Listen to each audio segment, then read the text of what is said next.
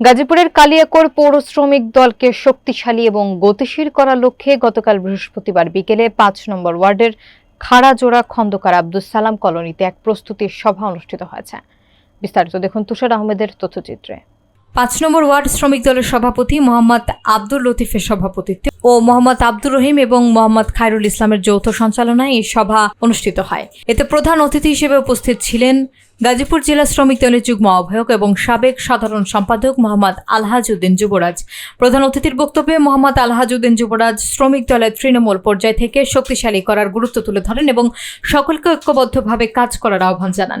এছাড়াও সভায় উপস্থিত ছিলেন গাজীপুর জেলা শ্রমিক দলের আহ্বায়ক কমিটির সদস্য মোহাম্মদ শমসির আলী তালুকদার, সোহেল রানা, সৈয়দ পাভেল রেজভি, ২ নম্বর ওয়ার্ড শ্রমিক দলের সভাপতি মোহাম্মদ আরমান আলী খান, ১ নম্বর ওয়ার্ড শ্রমিক দলের যুগ্ম সম্পাদক মোহাম্মদ কাশেম আলী, মোসাম্মদ সীমা শিকদার সহ অন্যান্য নেতৃবৃন্দ।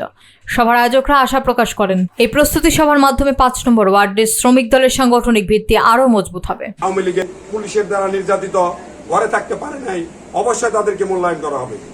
আজকের এই মিটিং এর সম্মানিত সভাপতি জনাব শ্রমিক দল গতিশীল করার লক্ষ্যে দলটাকে আনার জন্য এই আজকের এই প্রোগ্রাম থেকে আমরা নতুন নেতৃত্ব খুঁজে বের করব এবং যারা নেতৃত্ব বিগত ১৬-১৭ বছর মামলা মোকদ্দমা খেয়েছে এবং রাজপথে ছিল তাদেরকে দিয়েই নতুন এবং পুরানকে দিয়ে আমরা একটা নতুন কমিটি উপহার দেব। এবং